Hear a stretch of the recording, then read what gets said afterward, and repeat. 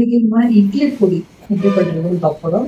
நம்ம ஜஸ்ட் மாவு ஃப்ரிட்ஜில் வச்சுட்டு போயிட்டு வெளியிலேருந்து வந்தால் கூட இதுவும் ஒரு இட்லி பொடி இருந்ததுன்னா போதும், அப்படியே ஊற்றி சாப்பிடலாம். ஸோ அதை வீட்லேயே எப்படி இட்லி பொடி பண்ணுறது அப்படின்றது தான் நம்ம பார்க்க போகிறோம். அதுக்கு எப்படி செய்யணும், என்ன தேவை? கடலை பருப்பு எடுத்துருக்கேன். இதை நம்ம வானலியில் போட்டுட்டு நல்லா வறுத்துடலாம். எண்ணெய் போடாமல் அப்படியே போட்டு வறுக்கணும். இது நல்லா ஒரு இளம் சிவப்பு நிறம் மாறுற வரைக்கும் நம்ம நல்லா வறுத்து எடுத்துடணும். இது வறுத்து இது தனியா ஒரு தட்டுல ஆற வச்சுக்கோங்க.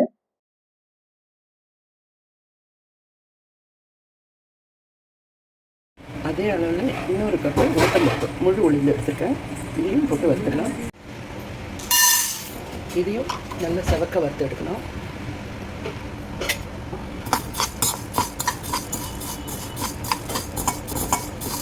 இது கைவிடாத வறுத்துருங்க, இல்லைன்னா ஒரு இடத்துல காந்தி போய்டும், கருப்பாயிடும். ஸோ எல்லாம் ஒரே அளவுக்கு சிவப்பாக வர மாதிரி வறுத்துடணும். ஸோ நம்ம வறுத்து கடலைப்பருப்பும் பாருங்கள் நல்லா ஈக்குவலாக வந்துட்டு அதே மாதிரி தான் நமக்கு உளுத்தம்பருப்பையும் வறுக்கணும். நல்லா வறுபட்டுச்சு. இதில் வந்து நமக்கு ஸ்மெல்லு சாரி இந்த உங்களுக்கு இதனுடைய வாசமே நல்லா தெரியும். உளுந்தம்பருப்பு நல்லா வறுத்து நல்ல ஒரு வாசம் வரும். அது வந்ததுனால நீங்கள் தெரிஞ்சுக்கலாம் வறுபட்டுச்சுன்னா. இது பாருங்கள் நல்லா செவந்து வருது பாருங்கள். இந்த அளவுக்கு போதும் நமக்கு. இப்போ இதையும் ஆஃப் பண்ணிவிட்டு இதையும் ஒரு தட்டில் சேர்த்துக்கலாம். சிவக்க வறுக்கணும்னு சொல்லுவாங்க. இது எடுத்த பிறகும் கொஞ்சம் சிவப்பாகும். அதனால் ரொம்ப சிவக்க வறுக்கணுன்றது இல்லை. இந்த அளவுக்கு வறுத்தீங்கன்னா போதும். ஆஃப் பண்ணிவிட்டேன். இதையும் ஒரு தட்டில் மாற்றிடுறேன்.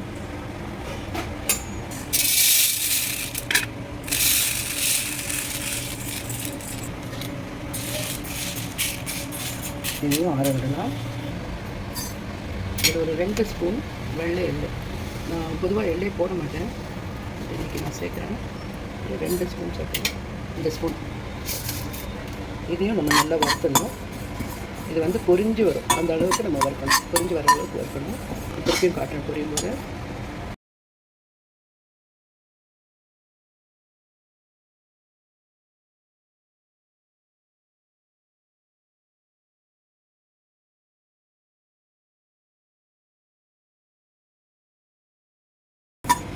இதையும் ஆற வச்சிடலாம். அடுத்தது காஞ்ச மிளகாய். இது வந்து ஒரு 30 மிளகாய் எடுத்துருக்கேன். உங்க காரத்துக்கு ஏற்ற மிளகாயுடைய காரத்துக்கு ஏற்ற பார்த்து எடுத்துக்கங்க. இது வந்து எல்லாம் எண்ணெய் விடாம வருத்தோம். ஆனா இதுக்கு மட்டும் எண்ணெய் கொஞ்சம் போட்டுக்கோங்க. ஏன்னா நல்ல நெடி வரும் ஒண்ணு. 2வது நல்லா வறுபட்டு கிடைக்கும். உங்களுக்கு எண்ணெய் போடும்போது நல்லா இது உங்களுக்கு எப்போ வறுபட்டுதுன்னு தெரியும்னா நல்லா ஷைனிங்கா வரும், நல்லா உப்பி வரும், கொஞ்சம் கலர் மாறும்.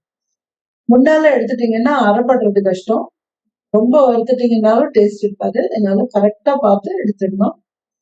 கருப்பாக வேண்டாம், நல்ல சிறப்பா மாறி வரும். அந்த டைம்ல எடுத்துடலாம்.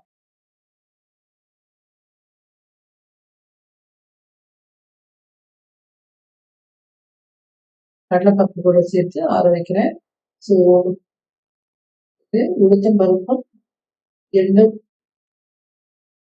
ஆறிட்டு இருக்கு. இதுல வந்து நம்ம இப்போ பெருங்காயத்தூள் சேர்த்துடலாம். இது கொஞ்சம் நல்லா தாராளமா சேர்த்துருங்க. அதே மாதிரி இந்த மிளகாவுடைய காம்பெல்லாம் நான் வறுத்த பிறகு எடுப்பேன். சில பேர் எடுத்துட்டு கூட வறுப்பாங்க, அது உங்க இஷ்டம். இப்போ இதுக்கு வேண்டிய அளவு உப்பும் சேர்த்துடுங்க. நல்லா ஆறிடுச்சு. இது இப்போ ஃபர்ஸ்ட் இதை ஒரு மிக்ஸி ஜார்ல போட்டுடலாம்.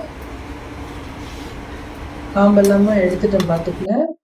எடுத்துட்டு இந்த மிளகாவெல்லாம் சேர்த்துடலாம். சேர்த்து நல்லா கிளறி விட்டுட்டு ஆறின உடனே இதை அரைச்சிட்டு வந்துடுங்க.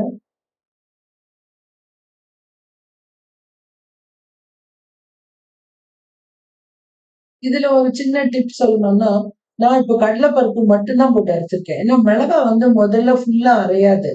அது அப்படியே கிடைச்சதுன்னா நமக்கு வாயில காரமாயிடும். அதனால முதல்ல இது மாதிரி கொஞ்சம் நர நரன்னு அரைச்சு எடுத்துட்டு வந்துட்டு, இப்போ உளுத்தம் பருப்பையும் சேர்த்துட்டு நைஸா அரைச்சு எடுத்துட்டு வந்துடலாம். எள்ளு, உளுத்தம் பருப்பு போட்டு அரைச்சு எடுத்தாச்சு பாருங்க. இது வந்து நம்ம எண்ணெய் விடாம அரைக்கிறதுனால இது வந்து ரொம்ப நாளைக்கு இருக்கும். ஷெல்ஃப் லைஃப் வந்து ரொம்ப அதிகமா இருக்கும். ஸோ இது நல்ல பாட்டில கிளீனா போட்டு மூடி வச்சிருங்க. தேவையான பொழுது இதை நம்ம யூஸ் பண்ணிக்கலாம். நல்லெண்ணெய், நெய் போட்டீங்கன்னா ரொம்ப நல்லா இருக்கும். ட்ரை பண்ணி பாருங்க. எல்லாருக்கும் பிடிக்கும் நம்புறேன். மீண்டும் சந்திக்கிறேன். வணக்கம்.